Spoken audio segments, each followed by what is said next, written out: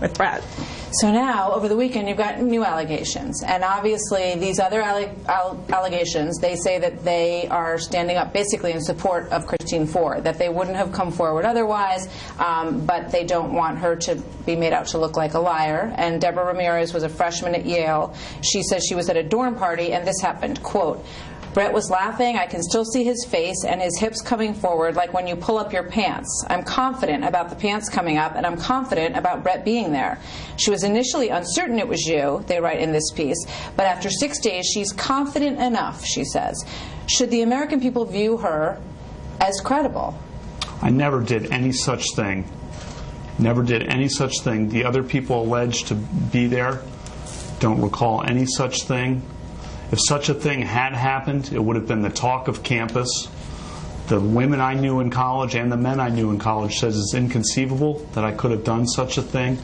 And the New York Times has reported that just last week, the person making the accusation was calling other classmates saying she was not sure that I had done this. Again, just asking for a fair process where I can be heard and I can defend my integrity. Yeah, as you say, other Yale classmates were asked by her if they recalled the incident and told some of them that she couldn't be certain that Mr. Kavanaugh was the one who exposed himself. So she appears to be expressing some uncertainty. Given the doubts, are you surprised that the New Yorker published this account? I'm not going to comment on the New Yorker's journalistic practices. The New York Times said they could not corroborate this story and said that the person making the accusation had been calling around last week to other classmates indicating her uncertainty about whether I had ever done such a thing. Again, I'm just asking for a fair process where I can be heard and defend my integrity and defend my family's integrity. There was one roommate, I think his last name was Roche, who said, you know, that he could see this kind of thing happening, that you drank a lot in high school, drank a lot in college, and although he hadn't seen or heard this incident himself, that it added up to him, that it made sense that you treated women that way. I've always treated women with dignity and respect. He does not corroborate the incident at all. The incident did not happen. You remember him. He was your roommate. I do remember him. So why do you think he would say that? What I know, I'm not going to speculate about motives. I know I never did that. If I had done that, it would have been the talk of campus. And we have the report saying that even as late as the last few weeks, she was calling around and not certain. What I know is I've always treated women with dignity and respect. Listen to the women who've known me my whole life. A letter from friends I knew in high school, produced overnight, 65 women who knew me in high school. Women I knew in college who said how much I supported their women athletics, their letter and their goals. When I worked in the Bush White House, 84 women signed a letter saying that in the pressurized environment of the West Wing, I always treated them with equality and promoted women's advancement. We've heard from them. We've spoken to a couple of those women on our show who signed that original letter, who stuck up for you unequivocally. That is absolutely true. Now you've got more allegations. So you've got this sort of attempt to kind of swarm a number of people who are putting at least enough doubt out there so that this process will be stymied, so that it will take longer,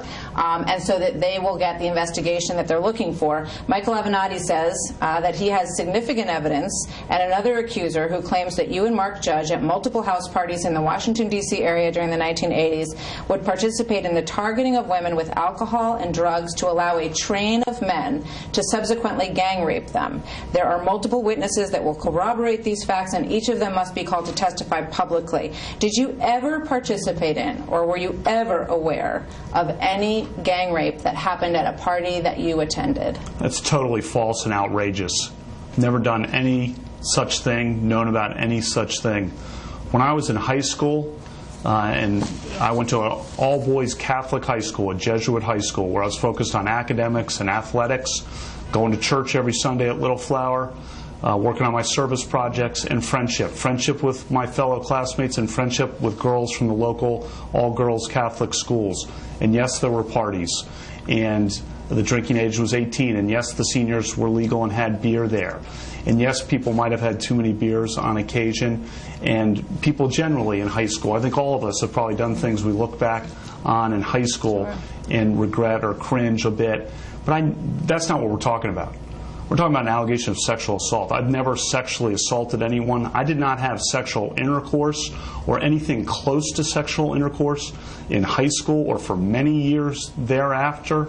And the girls from the schools I went to and I were friends. So you're saying that through all these years that are in question, you were a virgin?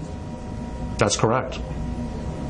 Never had sexual intercourse with anyone in high school? Correct. And through what years in college, since we're probing into your personal life here? Many years after. I'll leave it at that. Many years after. And the people I went to high school with, the girls and the boys, now men and women that I went to high school with, I was good friends with them, and we remain good friends. That's how 65 people on a moment's notice, 65 women, it's 220 people total, men and women, who knew me in high school. And I would say, fair process, let me be heard, fair process, hear from both sides, and listen to me and the facts I've described, and listen to the people who've known me throughout my life, the men and women, the women who've known me throughout my life, who've known me best. And